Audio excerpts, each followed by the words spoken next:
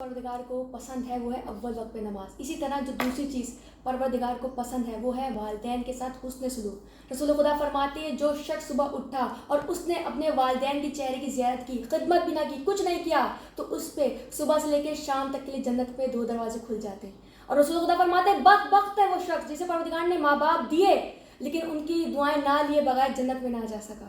بدبخت ہے وہ شخص.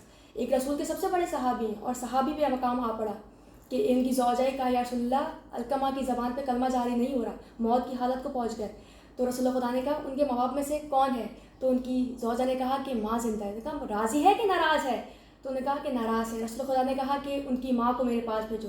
اب جب والدہ آئی تو رسول خدا نے کہا تجھے اپنے بیٹے سے کیا شکایت ہے؟ اس نے کہا یا رسول اللہ مجھے کوئی شکایت نہیں ہے اپنے بیٹے سے، دیندار ہے، تہجد گزار ہے، شب بیدار ہے، لیکن جب وہ مجھ سے بات کرتا ہے میرا دل چیر کے رکھ دیتا ہے. یا رسول اللہ اس کی زبان بہت خراب ہے. تو رسول خدا نے کہا تو پھر اسے معاف کر دے، اسے نہیں پتا کہ اس کا بیٹا موت کی حالت کو پہنچ گیا ہے.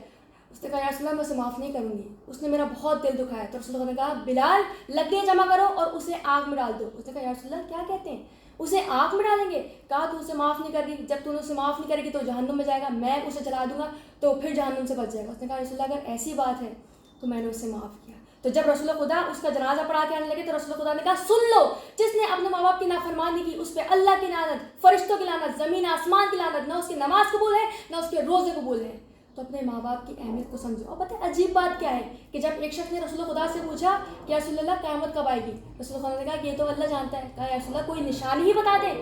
تو رسول خدا نے یہ نہیں کہا کہ جب شرک عام ہوگا، جب کفر عام ہوگا، جب سود عام ہوگا، جب زنا عام ہوگا. رسول خدا نے جب تم دیکھو کہ اولاد اپنے ماں باپ کے ساتھ نوکروں جیسا سلوک کرنے لگ جائے سمجھ جانا قیامت آس پاس ہے. جب تم دیکھو کہ ماں باپ اپنے بچوں کے آگے کلام کرنے سے پہلے ڈرنے لگ جائیں تو سمجھ جانا قیامت آس پاس. جب تم دیکھو کہ جب باپ کو ڈر لگے کہ کہیں اس کی اولاد اس کا گربان نہ پکڑ لے، سمجھ جانا قیامت آس پاس ہے. تو خدا کے لیے ماں باپ کی اہمیت کو سمجھیں.